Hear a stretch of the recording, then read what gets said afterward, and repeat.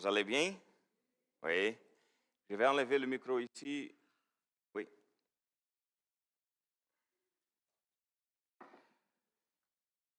Alors, vous savez qu'on vit dans une société qui aime beaucoup le Seigneur, c'est bien ça? On vit dans une société où on voit et tout le monde loue le Seigneur, et tout le monde a un cœur disposé à servir le Seigneur, qu'on peut partager l'Évangile librement et qu'on rencontre n'importe qui dans la rue et la personne a soif d'écouter l'Évangile. Ce n'est pas du tout comme ça. On sait que dans la vie, on peut vivre des moments où, ouais, voilà, c'est plus facile ici de partager l'Évangile, ou parfois on va vivre des moments où ça devient plus difficile. Et parfois, lorsqu'on vit dans une société qui n'aime pas beaucoup le Seigneur, dans une société où beaucoup rejettent Dieu, parfois on a tendance de penser, hey, est-ce que ça va rester toujours comme ça?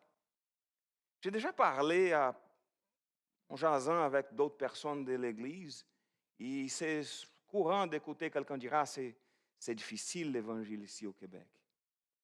Oui, c'est vrai. Je suis d'accord avec vous autres. Mais ce qui nous donne un peu d'espoir, c'est que à l'époque de mon enfance, dans mon pays, c'était aussi difficile de prêcher l'Évangile. Si on recule, disons, dans les années 70, je n'étais pas là encore, mais on jetait des pierres dans les églises évangéliques. Au moins de ma région, je ne sais pas des autres Brésiliens qui sont là si c'était pareil, mais dans mon État, on jetait des pierres dans les églises évangéliques. Et avec le temps aujourd'hui, si vous êtes chrétien, et vous parlez à quelqu'un qui n'est pas chrétien, il vous dit, hey, je parle de Jésus, il dit, ah, viens connaître mon église. Il m'a dit, ah oui, je vais rendre visite. C'est correct, c'est normal, les gens sont plus ouverts. Mais si on regarde ce que la parole dit, c'est que parfois, on va avoir une société qui de plus en plus vont rejeter les valeurs de l'Évangile et qui vont être guidés souvent pour leurs propres désirs. Et on va avoir des gens qui parfois vont pas simplement ignorer le Seigneur, mais parfois vont se moquer des chrétiens, de ceux qui suivent la parole de Dieu, se moquer de l'Évangile, se moquer du Seigneur. Et c'est un défi quotidien pour chacun d'entre nous, des chrétiens, lorsqu'on voit de rester fidèles, d'aimer notre prochain, même si notre prochain, c'est celui qui se moque de Dieu, d'aimer notre prochain, de garder notre foi. Mais ça, ce n'est pas une nouveauté. Ah, Eduardo, alors, c'est ça qui arrive ici au Québec, c'est du jamais vécu dans toute la vie. Non, non, non. On voit dans la parole de Dieu et on voit dans l'histoire de l'Église que les chrétiens ont vécu souvent des persécutions, des sociétés qui rejetaient beaucoup le Seigneur et qui rejetaient toutes les façons de louer l'Éternel, etc. C'est toujours un défi, même si ce n'est pas nouveau. Et déjà dans la Bible, des avertissements sont donnés pour nous préparer à ce genre de situation. Jésus, il nous a dit que dans le monde, on va vivre des moments, des situations difficiles. On va vivre des moments difficiles. Mais notre espoir, c'est où? C'est au ciel. Et par exemple, dans plusieurs textes qui parlent de ça, on va prendre un texte, c'est la petite lettre de Jude. C'est une lettre qui nous parle aussi de ces réalités, de ce genre de choses. Et oui, il n'a pas d'erreur, si vous vous rappelez bien, Jude, il n'a pas de chapitre. C'est pour ça que ça se joue sur les versets. Comme il est tout petit, c'est difficile parfois à trouver, mais c'est bien facile parce que c'est le dernier livre avant l'Apocalypse. Alors, même si vous ne savez pas du tout où sont les livres de la Bible, Jude, c'est bien facile parce que c'est avant l'Apocalypse. Et qu'est-ce qu'on parle dans cette petite lettre? Mais avant, une petite parenthèse, mais c'est qui ce Jude? Parce qu'on va parler de l'épître de Jude. Si on parle de l'apôtre Paul, on prend un texte qui parle de l'apôtre Paul, je n'ai pas besoin d'expliquer beaucoup c'est qui Paul. Si on parle de Jésus, on n'a pas besoin d'expliquer c'est qui Jésus, ou les apôtres, etc. Mais Jude, c'est qui Jude? Il dit au verset 1, Jude, serviteur de Jésus-Christ et frère de Jacques. Frère de Jacques. Vous savez c'est qui Jacques? Le frère de Jésus. Dans son épître, Jacques précise qu'il est le frère de Jésus. Alors si on regarde ici dans la parole de Dieu, c'est bien que si il est le frère de Jacques, qui c'est le frère de Jésus, c'est-à-dire que Jude, c'est aussi l'un des frères de Jésus. Et lorsqu'on parle d'ici, qu'on parle de frère du Seigneur, comme on appelait, ni Jacques ni Jude, ça c'est intéressant, ne se prévalaient pas de cette parenté. Ah, voilà, écoutez-moi parce que je suis le frère de Jésus. Ah, ça donne beaucoup d'autorité, hein? Écoutez-moi, faites attention à ce que je dis parce que je suis le frère de Jésus. Imaginez-vous. Mais il voulait souvent se présenter comme serviteur de Jésus. Et surtout parce que si on regarde dans la parole de Dieu, à l'époque de l'Évangile, les frères de Jésus ne suivaient pas Jésus au temps de son ministère. Ils ne suivaient pas Jésus. Alors, c'était des gens qui sont devenus croyants après. Et le frère de Jésus, Jude, c'est celui qui écrit cette lettre. Et dans cette lettre, Jude met en garde contre ceux qui vivent selon leurs désirs, selon sa propre volonté, qui rejettent l'Évangile, qui s'y moquent de Dieu, qui provoquent des divisions au sein de la communauté. Et dans cette petite lettre, il nous encourage à rester vigilants, à maintenir notre foi, notre amour, notre compassion vers les autres malgré les défis que nous rencontrons chaque jour. Alors on va prendre quelques versets de cette petite lettre que Jude nous a écrite et on commence par le verset 17. Il est écrit ceci, le verset 17. Mais vous, mes chers amis, rappelez-vous de ce que les apôtres de notre Seigneur Jésus-Christ ont prédit. Rappelez-vous, au début, il a dit, moi je suis serviteur de Jésus-Christ. Et maintenant, il dit, notre Seigneur Jésus-Christ. Encore une fois, une attitude humble. Je ne suis pas le frère de Jésus qui suis ici. Et c'est pour ça que parfois, je trouve bizarre que quelques chefs religieux, parfois cherchent une autorité pour dire, moi, je suis telle chose, et je vous dis, vous devrez me suivre. Si même le frère de Jésus, qui était un leader de l'Église de l'époque, parlait humblement en nous rappelant qu'on a un seul Seigneur, c'est le Seigneur Jésus. Il disait de nous rappeler de ce que les apôtres de notre Seigneur ont prédit. Et ça, c'est intéressant parce que c'est bien de nous rappeler les avertissements qu'on a dans la parole de Dieu. Parce que parfois, écoutez, on connaît, j'imagine, si vous êtes chrétien, ça fait beaucoup de temps, on connaît pas mal la parole de Dieu. Alors, on pourrait pas mal dire, écoute, je connais la parole de Dieu, je n'ai plus besoin d'écouter des prédications concernant, disons, Jean 3,16. Je le sais par cœur. Ah non, le psaume 23, ah non, la prédication sur le psaume 23, je ne vais même pas à l'église aujourd'hui parce que je connais bien le psaume 23, je le sais par cœur. Mais ici, dans cette petite phrase de « Hey, rappelez-vous de ce que les apôtres de notre Seigneur ont prédit », c'est un rappel. Il y en a dans les lettres, de temps en temps, on a de petits rappels. Rappelez-vous, rappelez-vous. On a besoin de rappels. Parfois, on oublie les choses. Parfois, lorsque tout va bien, on se rappelle de tout. Mais au moment de la souffrance, au moment du défi, au moment de la tentation, c'est là que parfois on va oublier les choses. Et c'est pour ça que c'est important de se fortifier dans la parole pour nous rappeler de ce que le Seigneur nous a dit. Et ça, c'est intéressant aussi parce que Dieu nous a déjà préparés avec des avertissements pour les choses qu'on vit ici, par exemple, au Québec. Et c'est intéressant de voir cette question de parler et de rappeler les choses. C'est très important de nous rappeler de l'importance de toujours se souvenir des vérités bibliques. Il ne suffit pas de lire toute la Bible une seule fois. C'est important parce que nous avons besoin de nous nourrir spirituellement, toujours. Et ce n'est pas seulement pour le temps, mais aussi pour nous aujourd'hui. Et un petit rappel, il a dit, rappelez-vous de ce que les apôtres de notre Seigneur ont prédit. Mais qu'est-ce qu'il disait précisément dans ce contexte? Verset 18. Il vous disait, les apôtres, à la fin des temps, viendront des gens qui s'y moqueront de Dieu et qui vivront au gré de leurs propres désirs, sans aucun respect pour Dieu. Je vais répéter.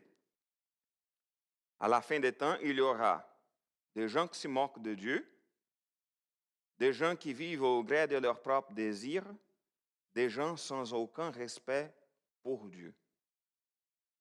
On ne connaît pas cette réalité. Mais oui, je dirais que ça, c'est un portrait de la société dans laquelle nous vivrons. Nous vivons. Beaucoup de gens, nous vivons et nous vivrons aussi parce que ça a l'air que ça, à la fin du temps, alors ça va devenir dans l'avenir aussi. Mais c'est les gens il y aura des gens qui se moquent de Dieu, il y aura des gens qui vivent au gré de leurs propres désirs et sans aucun respect pour Dieu. Et c'est ça qu'on voit à plusieurs endroits dans notre société. Et parfois, c'est pas mal difficile de penser, mais OK, Eduardo, et comment réagir?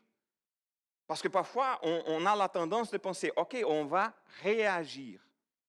Mais dans le but de réagir, parfois, on peut faire des faux pas dans la mauvaise direction, et au lieu de changer vraiment la réalité et de nous bien préparer pour les défis qui sont devant nous, on va finir pour faire la guerre. Faire la guerre. Pour se chicaner avec le non-croyant, etc. Ce n'est pas une bonne idée. Alors, la parole de Dieu nous montre que ça va venir et on voit que c'est un portrait de notre réalité. Ça veut dire que nous sommes dans les derniers, à la fin du temps? On ne sait jamais. Le Seigneur Jésus, il a dit, on vit à la fin on vit à la fin des temps, depuis que Jésus est parti, il va dire, je vais revenir vous chercher. C'est le dernier temps. C'est le dernier temps. Alors, si c'est trop proche ou c'est encore trop loin, écoute, la parole de Dieu nous parle plusieurs choses par rapport à ce sujet-là. Et ce qu'elle nous dit, c'est que nous, en tant que chrétiens, on doit être toujours prêts. C'est ça le point. On ne doit pas essayer de diviner la date. J'ai le calculé ici. Maximum 10 ans, le Seigneur va venir. Si quelqu'un parle cela, honnêtement, ne connaît pas la parole de Dieu. Parce qu'on ne peut pas le savoir. On a déjà prêché, ça ne fait pas beaucoup de dimanches concernant ce sujet-là. Je ne vais pas entrer dans les détails. Mais on ne peut pas prévoir. C'est juste le Père qui le sait. La parole de Dieu nous dit qu'il va venir dans un moment qu'on n'est pas, la société ne va être pas prête. Mais dans le sens, on vit dans une société qui a un fort rejet de Dieu. Et ces attitudes ne sont pas nouvelles. Et elles visent surtout, et elles divisent la société. Alors, c'est des gens qui s'y moqueront de Dieu, j'avais oublié de passer, et des gens qui causeront des divisions. À la fin du verset, le verset 19, il dit, ce sont de tels gens qui causent des divisions, des gens sans Dieu, qui n'ont pas l'esprit. Alors, il parle tout d'abord des gens qui se moquent de Dieu, et il parle aussi des gens qui causent des divisions. Il parle que ça c'est les mêmes gens. Et lorsqu'on voit, par exemple, s'il y a des gens qui causent des divisions dans les églises, selon ce qu'on voit dans la parole de Dieu, ce sont des gens sans Dieu, qui n'ont pas l'esprit. Parce que la parole de Dieu nous encourage toujours à garder l'unité, le même esprit, l'union. Et Eduardo, dans un moment de faiblesse, un chrétien peut être la cause d'une division? Oui. Mais c'est une attitude des gens sans Dieu, si on cause de division. Mais alors, ce qu'on voit, c'est que parfois, oui, il y a des gens qui causent des divisions par la manque de discernement, mais en général, c'est une attitude qui est liée à des gens sans Dieu.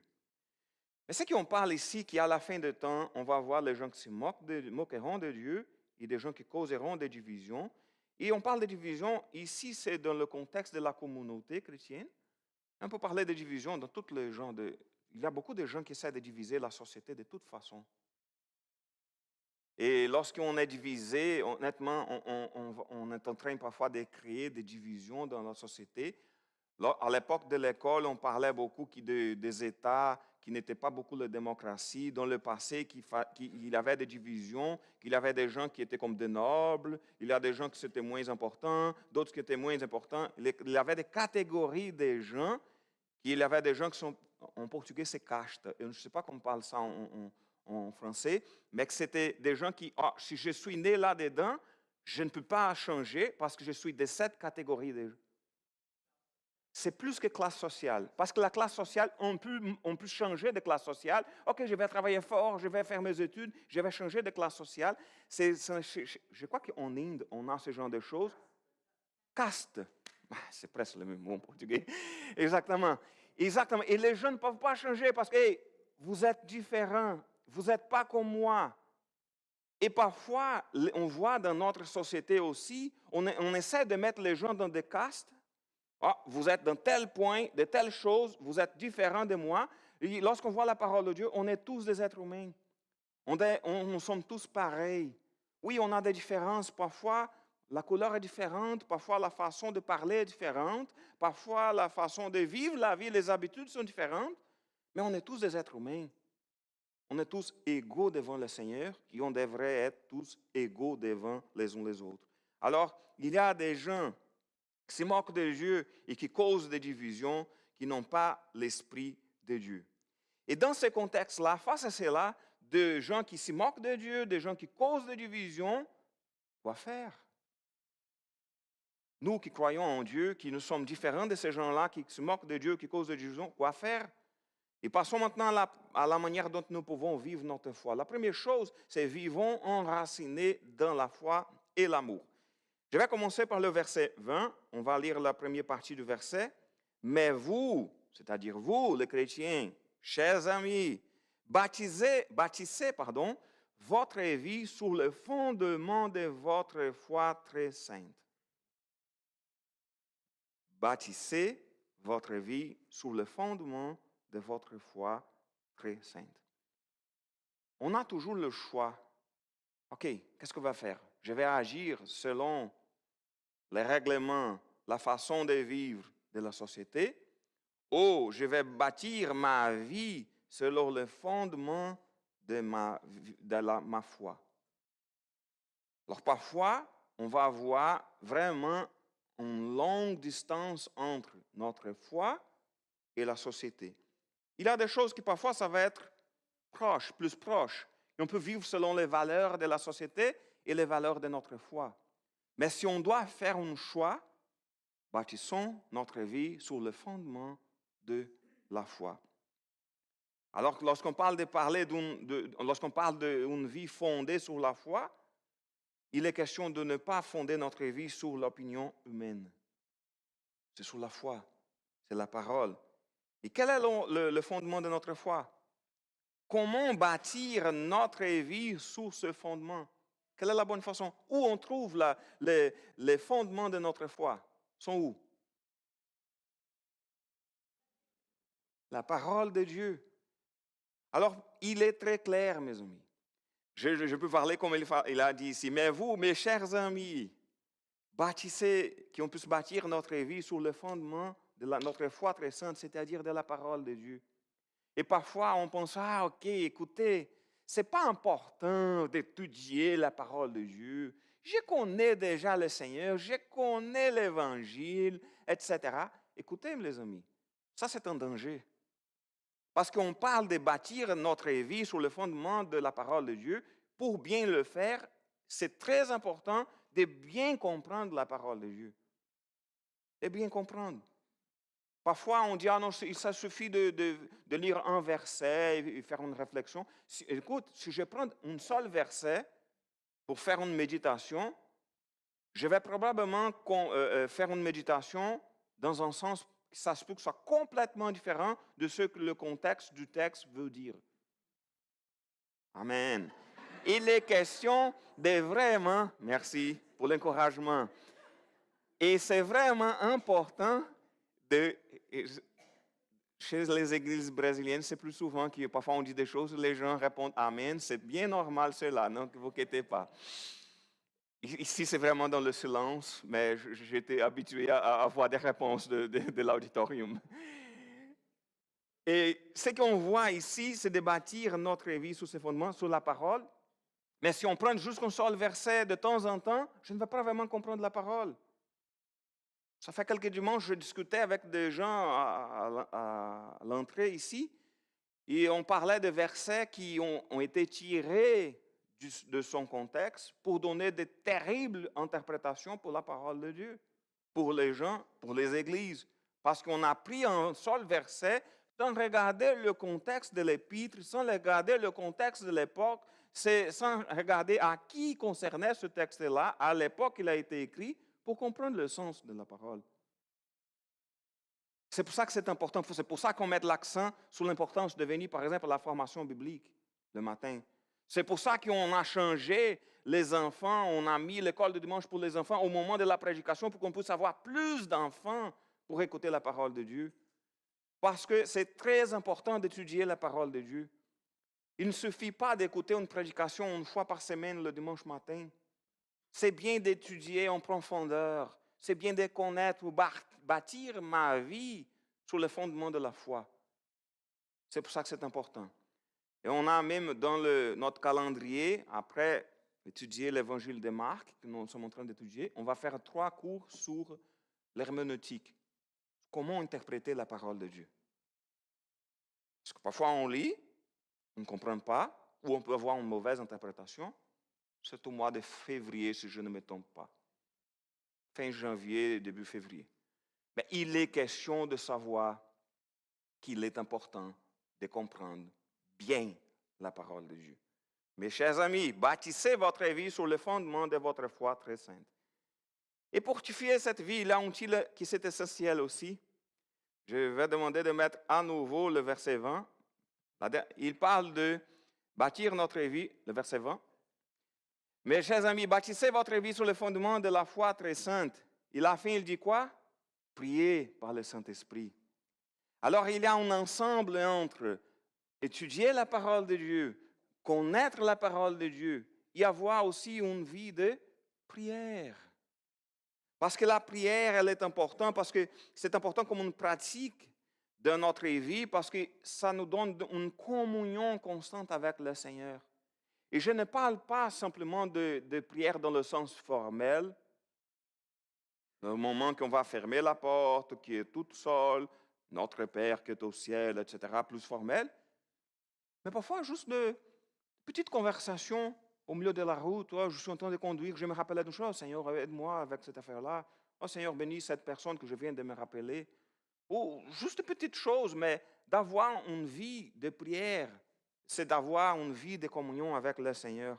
Parce que la prière, ça va nous fortifier, ça va nous rapprocher de Dieu.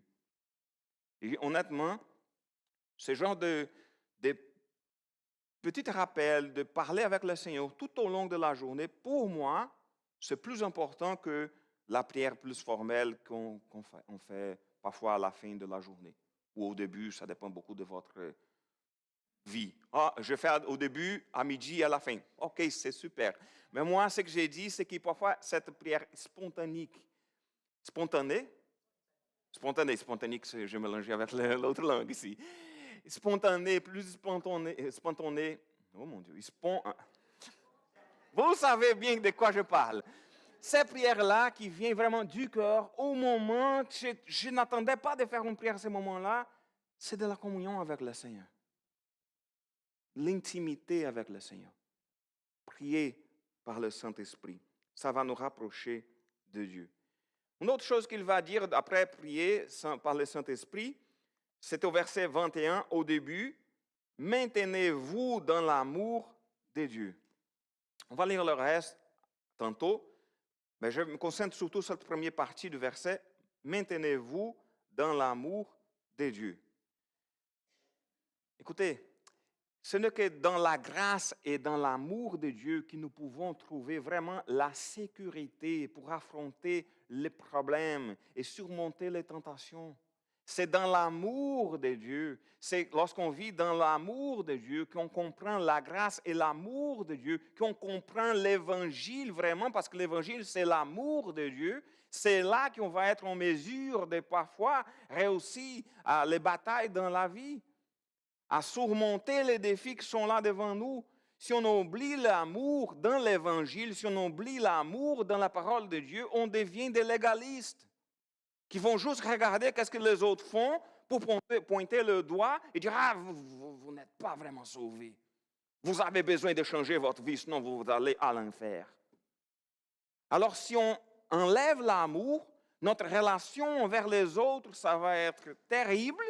Et notre relation avec le Seigneur, ça va être nulle. Aucune relation. Parce qu'il va être comme la relation qu'on a lorsqu'on fait une bêtise et qu'on voit un policier s'approcher. C'est la peur. Oh non, non, non, là vient le policier. Oh non, non, le Seigneur, il est là, il va voir ce que je fais. Ce n'est pas une relation.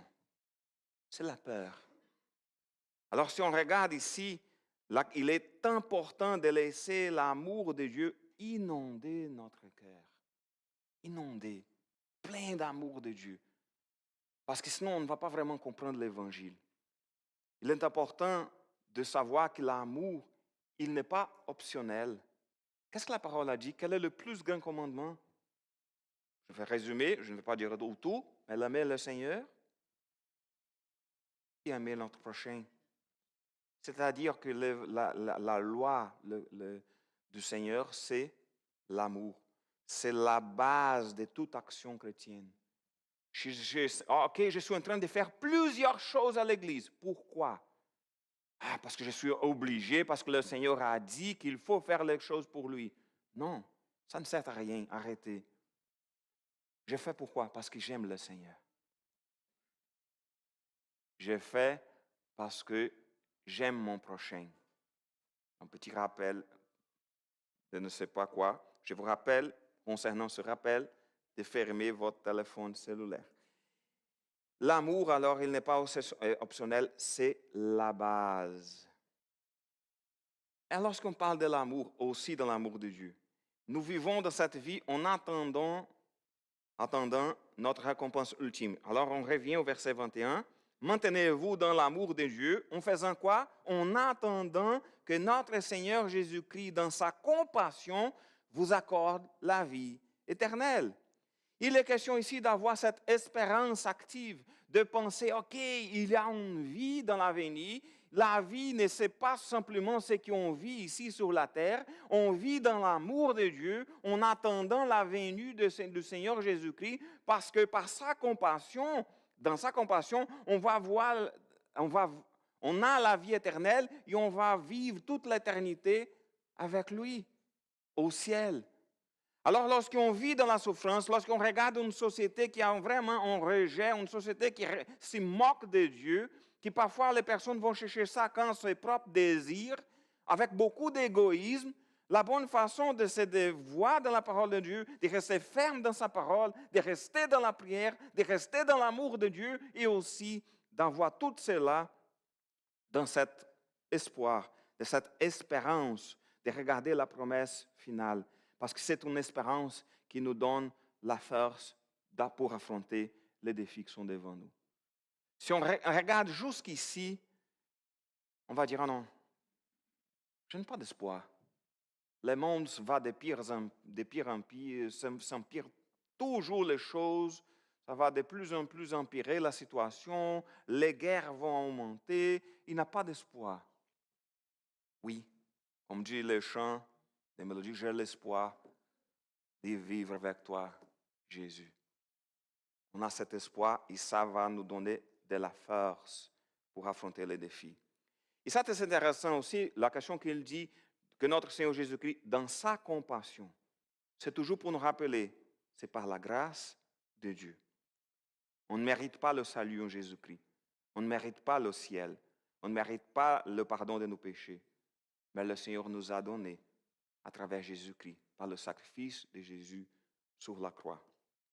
Et avec cette vie, disons, enracinée, comment, parce que ça c'est notre vie, notre relation avec Dieu, de bâtir la vie sur le fondement de la foi, de prier par le Saint-Esprit, de rester dans l'amour, d'attendre la vie éternelle en Jésus-Christ, qu'est-ce que sera le résultat envers les autres?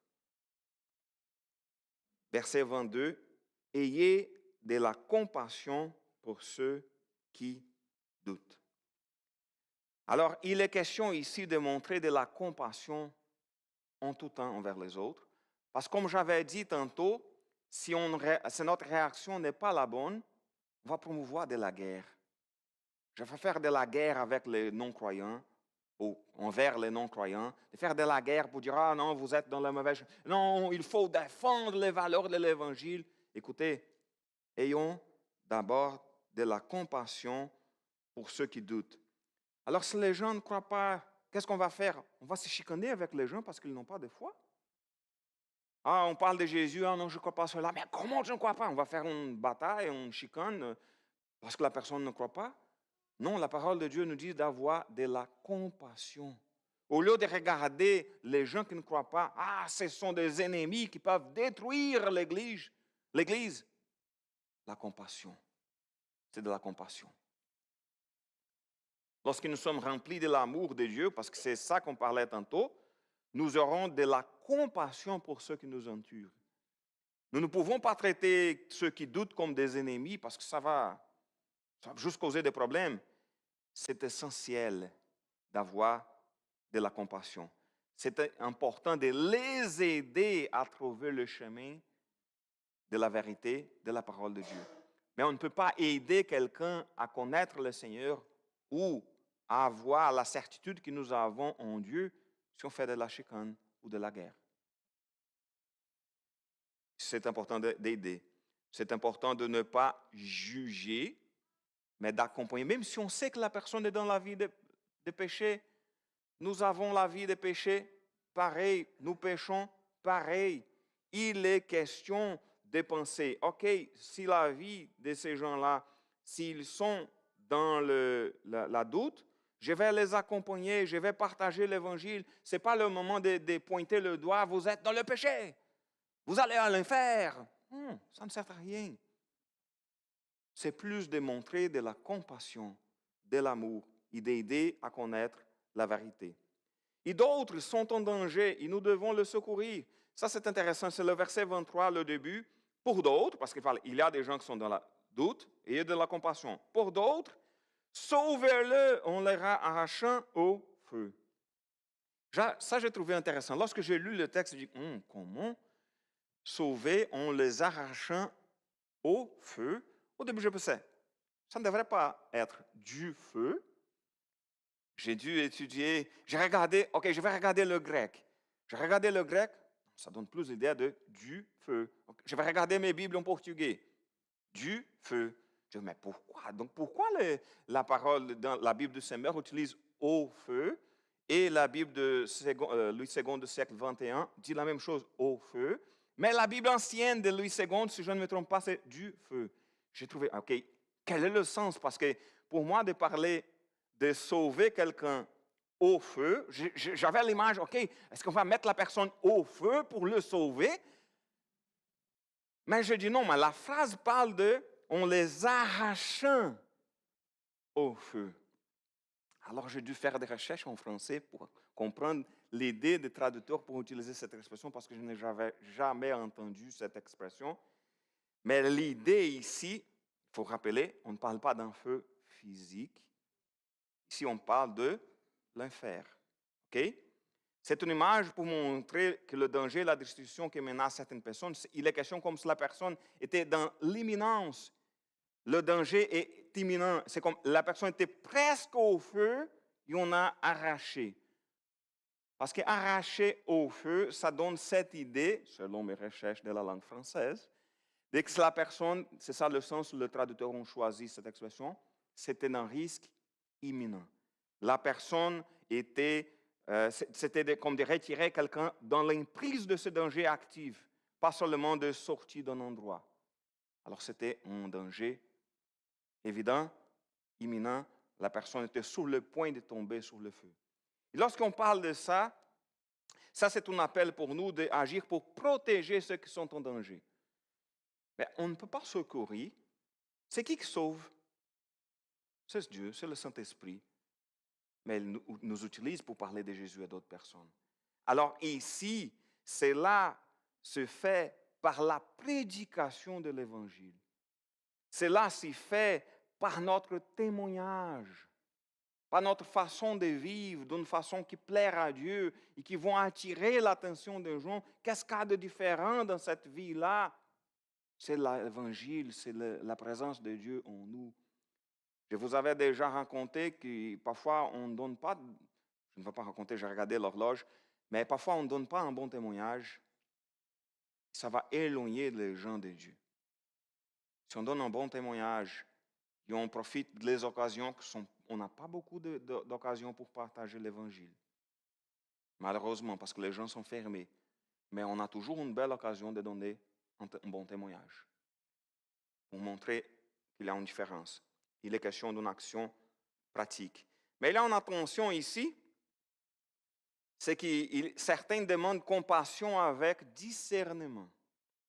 C'est le verset 23, la dernière partie. Pour d'autres encore, alors il y a ceux qui doutent, ceux qu'on doit aider parce qu'ils sont presque au feu. Et il y a d'autres encore, et de la compassion, mais avec de la crainte, en ayant en horreur jusqu'aux vêtements souillés par l'immoralité. Alors, il y a des gens qui sont vraiment dans le péché, dans une vie complètement loin de Dieu, qui ont, oui, on a toujours la compassion pour ces gens-là, mais on doit faire attention, on doit nous méfier de ceux qui sont vêtus d'immoralité, parce que c'est des gens qui pourraient essayer de nous corrompre. Alors, il est question de, oui, avoir de la compassion, rester attentif. Parce que j'ai déjà vu des groupes d'évangélisme qui avaient des groupes, qui travaillaient avec des groupes ciblés, disons, des gens qui faisaient du skate, des gens du surf, etc. Ils s'entraient dans le groupe, se mélangeaient avec le groupe, mais parfois c'est une vie, je ne sais pas le contexte ici du surf ni du skate, mais au Brésil, c'est parfois presque des gangs des rues. Il est question de regarder attentivement, oui, je peux y entrer, mais pour être la lumière, pour faire la différence, faites attention pour que je ne puisse pas entrer dans le même chemin. On va être avec eux, on va les aimer, mais rester toujours attentif. Et après avoir, ça c'est très important pour moi, après avoir parlé de vigilance, de foi, d'amour, de compassion, etc., le livre il termine avec une belle phrase, deux belles versets qui dit ceci. À celui, verset 24, qui peut vous garder de toute chute et vous faire paraître en sa présence glorieuse, sans reproche et exultante de joie, au Dieu unique qui nous a sauvés par Jésus-Christ notre Seigneur. À lui soit reconnue la gloire et la majesté, la force et l'autorité, depuis toujours, maintenant et durant toute l'éternité. Amen. Dans cette bénédiction, cette doxologie qui est à la fin de l'épître, il nous fait un petit rappel. C'est qui peut nous garder de toute chute? Oui, on doit faire attention. Oui, il y a des défis à surmonter. On vit dans une société avec beaucoup de rejet envers le Seigneur, qui se moque de Dieu. C'est difficile, c'est un défi, etc. Écoutez, il y a quelqu'un qui peut nous garder de toute chute et nous faire paraître en sa présence glorieuse, sans reproche et exultante de joie. C'est le Seigneur. Oui, on va toujours essayer de vivre d'une façon qui plaira à Dieu. On va toujours essayer de voir, d'agir de la bonne façon. Parfois, on ne va pas réussir. Mais ce qu'on va faire, c'est que tout cela qu'on va accomplir, c'est par la présence de Dieu en nous. C'est pour sa bonne main dans notre vie qui va nous guider et va nous aider à être des enfants de Dieu qui lui plairent. Alors que le Seigneur nous bénisse, qu'on puisse vivre vigilant, qu'on puisse vivre la foi, l'amour et la compassion. Amen. On va chanter